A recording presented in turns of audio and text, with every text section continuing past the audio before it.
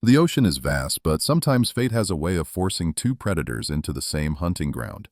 Imagine, for a moment, a world where the steel wolves of the Atlantic cross paths with the lone hunters of the Pacific, one side armed with German precision, the other with American audacity.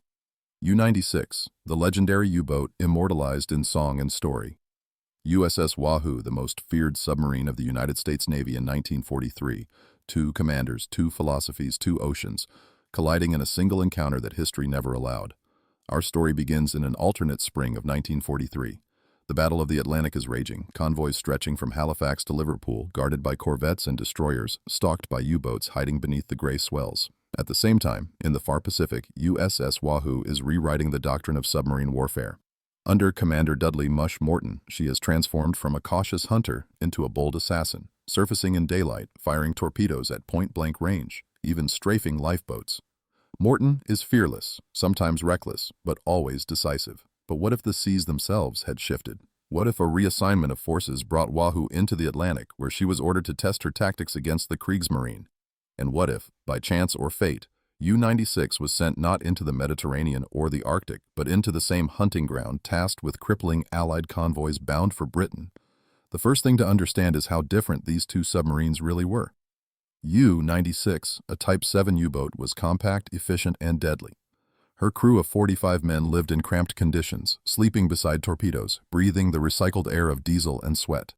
She carried 14 torpedoes, a deck gun, and the silent discipline of men hardened by endless patrols. Her commander, Heinrich Lehmann Willenbrock, was not reckless like Morton, but methodical, calculating, almost philosophical in his patience. Wahoo, by contrast, was a fleet submarine. Larger, with more endurance, carrying 24 torpedoes and a crew of 80. She could cross the Pacific without surfacing, had powerful diesel engines, and radar to detect enemy ships before they were ever seen. Morton's tactics were aggressive, bordering on reckless. He liked to close in fast, fire spreads at close range, then crash dive and slip away before the counterattack. Where Lehman would stalk and wait, Morton would strike first and strike hard. Now picture the Atlantic, a steel gray canvas painted with rain squalls and rolling waves. In this alternate history, Wahoo has been dispatched to the North Atlantic, tasked with protecting a convoy from the wolf packs. She is not part of the escort, but instead ordered to roam ahead and behind, to disrupt the hunters themselves. Morton, ever ambitious, sees this as a chance to prove that American submarines can not only sink merchantmen, but also hunt the hunters. On the other side, U-96 patrols beneath the swell. Her orders are clear. Intercept convoy HX-229, already spotted by U-boats, strung in a picket line across the Atlantic. The wolf pack is gathering, but the seas are vast, and U-96 finds herself alone in a fog-shrouded quadrant. And there, like a shadow moving against the grain of the waves, comes Wahoo. At first, neither captain knows the other is present. Morton believes he is chasing an escort vessel picked up on radar, while Lehman believes the distant silhouette is another freighter. Slowly, fate begins to narrow the gap. Radar pings against steel. Hydrophones pick up the thrum of foreign propellers. Two hunters, unaware that they are being hunted in turn. Imagine the moment. Below the waves, Morton orders Wahoo to dive. His crew falls silent, the boat sinking into the dim green world of the Atlantic depths. He wants to confirm what he has seen, to close the trap. In U-96, Lehman listens with his hydrophone operator, straining to make sense of the sound. The rhythm is different from the clumsy beat of a freighter. Too sharp, too precise. It is not a convoy ship. It is something else. Another predator. The air inside both boats grows tense, every man waiting for his captain's decision. Do they attack or evade? Do they fight or slip away into the deep? For Morton, the choice is obvious. He wants the kill. For Lehman, the choice is heavier. U-boats were never meant to fight other submarines. The ocean is too vast, the chance is too slim. But now, in this accidental meeting, he cannot simply ignore what is there. The scene is set. The Atlantic roars above, the depths hold their secrets below, and two men with opposite philosophies prepare to test their luck. One, a wolf, the other, a hawk, and the world is about to learn what happens when the Atlantic meets the Pacific. What follows is not just a duel of steel, but of spirit. It is about patience versus aggression, silence versus daring, discipline versus audacity. The outcome is uncertain, the cost inevitable. Somewhere in the rolling gray waves, a story is about to unfold that could change how we remember both navies. But before the first torpedo is ever fired, we must look deeper. What did these captains believe? What drove them into these deadly seas? For Morton, it was glory, a chance to bring honor to his flag and terror to his enemies. For Lehman, it was duty, a slow chess match against fate itself. And when two worldviews meet in the cold, crushing silence of the Atlantic, only one can surface again. The first move belongs to Morton. The Wahoo's control room is hushed, the dim red glow of instruments reflecting in the eyes of her crew. Morton leans forward, his hand wrapped tightly around the periscope handles. He breathes slowly, eyes narrowing as he scans the fog-draped surface. The outline is faint, almost ghostly, a shadow sliding across the waves. He cannot yet know it is U-96, but his instincts tell him it is no merchantman. This is something alive, something dangerous. He lowers the scope, his voice sharp and decisive. "Rig for silent running. Bring us around, 2 degrees starboard. We'll flank him." The men obey without hesitation. Morton's reputation is clear. He will take risks others avoid. And here, in this chance encounter, he intends not just to intercept, but to ambush. In the U-boat, Layman Willenbrock sits quietly in the conning tower, the hydrophone operator pressing heavy pads to his ears. The young man stiffens, then turns. "Herr Cologne, screws detected. Fast, steady, not a freighter." Lehman says nothing at first. He lets the silence stretch, his mind turning the sound into possibilities. A destroyer? An escort on detached patrol? Or something stranger? His gut twists. This is not what he expected. He adjusts his cap, looks at the chart. The convoy should be miles away. So what then is this sound? Caution takes hold. "All stop. Rig for silent running," he orders. The diesels go quiet, the electric motors hum faintly, and U-96 sinks deeper into the stillness. The crew know this drill. Patience is their weapon. Lehman's philosophy has always been simple. Let the prey reveal itself. Minutes pass. In Wahoo, Morton grows restless. The American commander is not a man who waits easily. "Range?" he snaps. "Still holding steady," his exec replies, eyes fixed on the sonar display. Morton makes his decision. "We'll close." Down to 100 feet. Prepare tubes 1 through 4. The crew moves swiftly, loading the torpedoes, locking them into place. Morton intends to strike first. A clean kill. Yet below, Lehman is already shifting the board. Through his periscope, raised only for a fleeting moment, he catches the shimmer of movement. Not a freighter, not an escort. A long hull, low in the water, with a shape all too familiar. He exhales slowly. "Ein U-boot," he murmurs. "A submarine." His crew exchange uneasy glances. A duel beneath the waves is a nightmare scenario. But Lehman does not panic. He thinks like a hunter in the forest, weighing every sound, every shadow. "Ahead slow," he orders. "Bring us deeper." 150 meters. His idea is simple. Evade, then strike from below. Let the American reveal himself, then rise to deliver the blow. The Atlantic becomes a chessboard. Wahoo circles, seeking a firing angle. U-96 drifts lower, waiting for an opening. The two boats pass dangerously close, the hum of engines vibrating faintly through the water. For the men inside, every second stretches into eternity. Sweat drips, muscles ache from stillness. One mistake, one careless sound, and the sea itself will crush them. Inside Wahoo, Morton cannot restrain himself. "Bring us up to periscope depth," he commands. The scope breaks the surface, slicing through the fog. He peers, and there, movement, a flicker of conning tower steel. His pulse quickens. This is no destroyer. This is his counterpart, another submarine right where he least expected it. "Target confirmed," he says, voice taut with excitement. "Stand by tubes 1 through 4. Range 4,000 yards. Fire on my mark." Below, U-96 listens. The hydrophone operator stiffens again. "Herr Cologne, torpedo doors opening." Lehman closes his eyes briefly. He knows what that means. The American is ready to fire. There is no time for patience now, only action. Hard to port, ahead full. The sea erupts with tension. Wahoo launches her first spread of torpedoes, 4 silver darts slicing through the water, leaving trails of compressed air behind them. The crew listens, breath held as the seconds tick down. But U-96 is already moving. Her engines surge, her hull banking hard as she twists deep into the Atlantic darkness. The torpedoes streak past, one grazing the stern with a thunderous shudder, but failing to explode. The rest vanish into the void. Inside Wahoo, Morton slams a fist against the periscope housing. "Damn it, he's turning!" Lehman, calm as ever, seizes his chance. "Tubes 1 and 2, fire!" 2 torpedoes leap from U-96's bow, rushing upward toward where the American must be. In Wahoo, alarms blare as sonar picks up the incoming strike. "2 fish inbound!" Morton does not hesitate. "Hard starboard! Dive, dive, dive!" The submarine plunges, her hull groaning as the water pressure builds. The torpedoes pass close, detonating in a roar that rocks the Atlantic, columns of water surging skyward. For a moment, the crew thinks they have been hit. Lights flicker, bulkheads creak, then silence. They are still alive. The duel has begun in earnest. Each commander now knows the other by presence, by intent, by sheer will. There can be no retreat, not without dishonor. In the cold depths of the Atlantic, U-96 and Wahoo circle like wolves in the night, each waiting for the other to show weakness. And as the sonar pings fade into stillness, each man, Morton with his restless hunger, Lehman with his steady calm, knows the truth. Only one of them will ever surface again. The ocean has become a tomb of silence, broken only by the faint hum of engines and the nervous breaths of men sealed inside steel coffins. Somewhere in that gray expanse, two predators weave through the water, one chasing, the other evading, roles reversing every few minutes like a deadly dance. Morton grips the periscope again, sweat beading on his forehead. He is furious at himself for missing that first spread. He knows he must keep pressing, must keep the pressure high. "Come around again," he snaps, his voice cutting through the tense air. He can't dodge forever. We'll box him in. Wahoo begins a slow turn, tracing a wide arc through the foggy Atlantic depths. In U-96, Lehman Willenbrock steadies his nerves. He has survived convoy battles, depth charges, air patrols. But this is something altogether different. An enemy who stalks him as he stalks others. He senses Morton's aggression, feels the pressure building, yet he also knows that recklessness is a weapon that can turn against its wielder. He whispers to his first officer, "We wait. He will reveal himself again."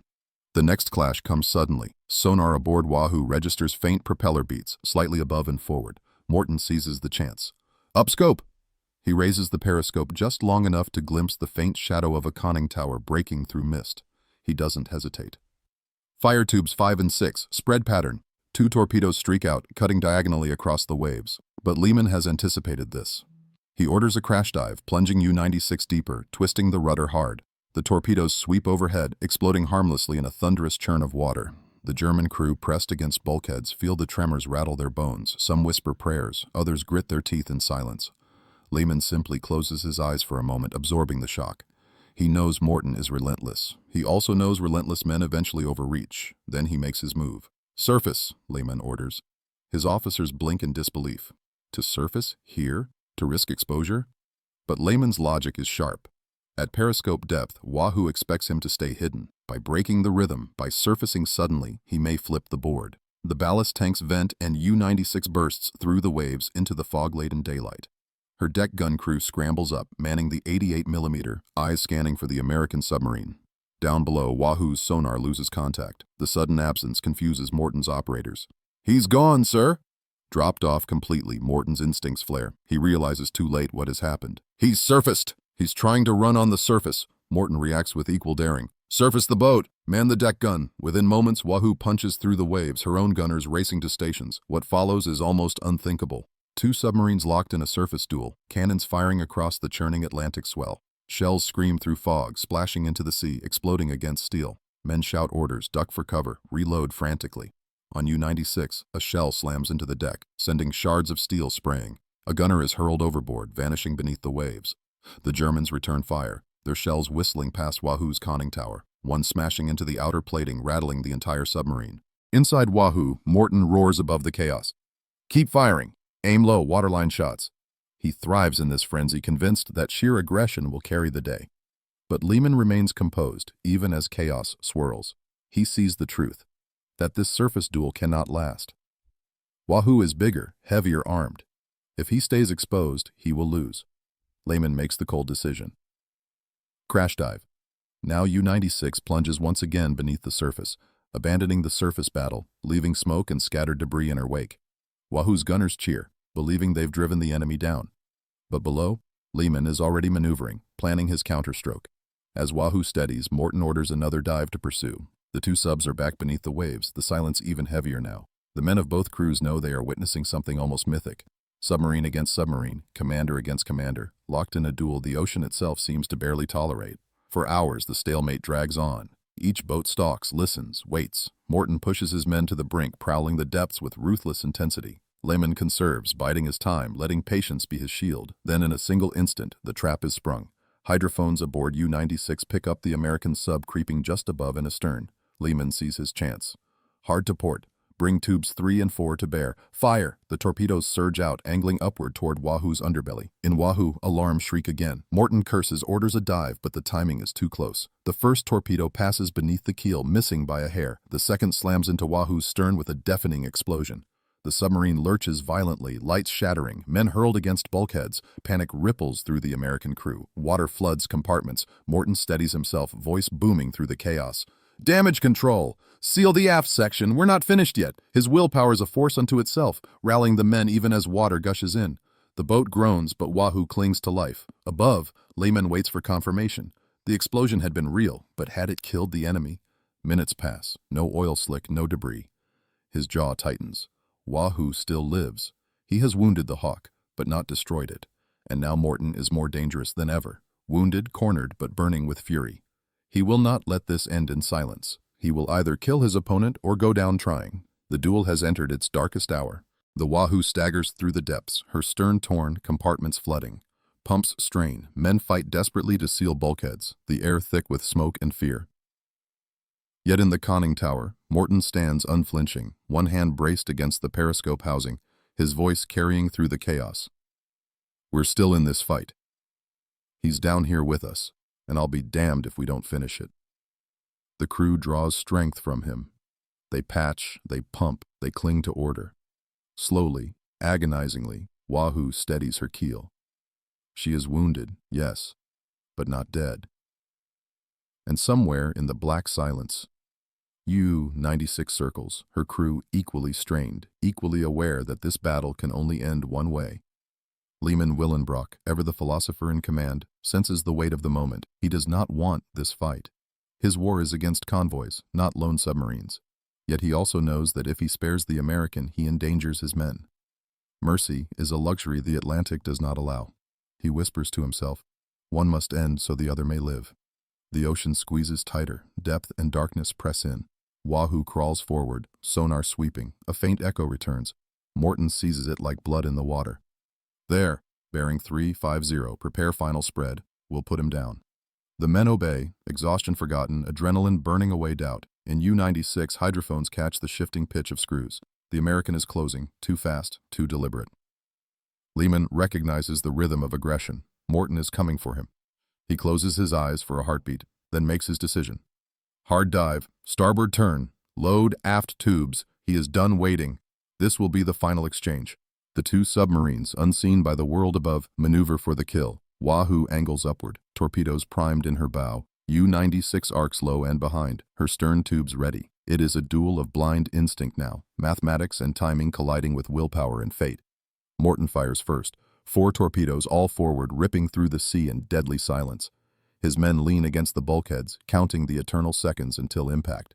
But Lehman has already turned. U-96's stern yawns wide, 2 torpedoes shooting out into the black. Both spreads cross paths in the Atlantic's endless dark, streams of death rushing toward their marks. In Wahoo, the first officer hears the sonar ping grow louder, closer. Incoming, he shouts. Morton doesn't flinch. He grips the periscope, eyes locked on the imagined shadow. Hold steady, he says. We'll hit him first. The ocean answers. Wahoo's torpedoes streak past, one slamming into U-96's bow. The detonation is cataclysmic. The German boat lurches, steel twisting, compartments flooding instantly. Men scream, scramble, try to seal hatches, but the Atlantic pours in, merciless and cold. Lehman grips the chart table, calm even as the deck tilts beneath him. He knows, the end has come. But in that same heartbeat, U-96's torpedoes strike Wahoo amidships. The first rocks her violently. The second tears through the pressure hull. Wahoo groans, shudders, then begins her final descent. Morton is thrown hard against the periscope. Blood streaks his face. His crew fight to hold the boat, but the sea is unstoppable. 2 submarines, 2 crews, 2 commanders, locked together in mutual destruction. Neither escapes. The Atlantic swallows them whole. Above, the ocean smooths itself. The fog lingers, the swells roll on, indifferent to the lives extinguished below. No ships come to bear witness. No aircraft circle overhead. The battle remains unseen, unrecorded, carried only in the silence of the deep. And yet, in this imagined moment, something larger is revealed. Morton's audacity, Lehman's patience, the collision of 2 philosophies in the most unforgiving arena on Earth. It is not about who won, for there was no victor. It is about what happens when men of steel and spirit are pushed to their absolute limits. Had history allowed this encounter, perhaps navies would have learned more quickly the futility of such duels. Perhaps it would have become legend, whispered among submariners as proof of both courage and tragedy. A story of predators who found each other and perished together, locked in the eternal embrace of the sea. As the years pass, the Atlantic holds its secrets. Somewhere in its cold depths lie the bones of Wahoo and the steel of U-96 resting side by side, silent companions in a war that claims so many. Their commanders, so different, so alike, bound forever by one night when the Atlantic met the Pacific. And maybe that is the truest ending of all. Not victory, not defeat, but the reminder that even the fiercest hunters are still fragile before the ocean's vastness. That war, for all its ambition and pride, always leaves behind silence. If you've journeyed with us through this alternate history, take a moment to reflect on what we've seen. A clash that never happened, but one that could have. A reminder of the thin line between life and death, victory and oblivion. Thank you for listening, and if you want to explore more of these untold battles and hidden possibilities, join us for the next story. The ocean holds many more secrets still waiting to surface.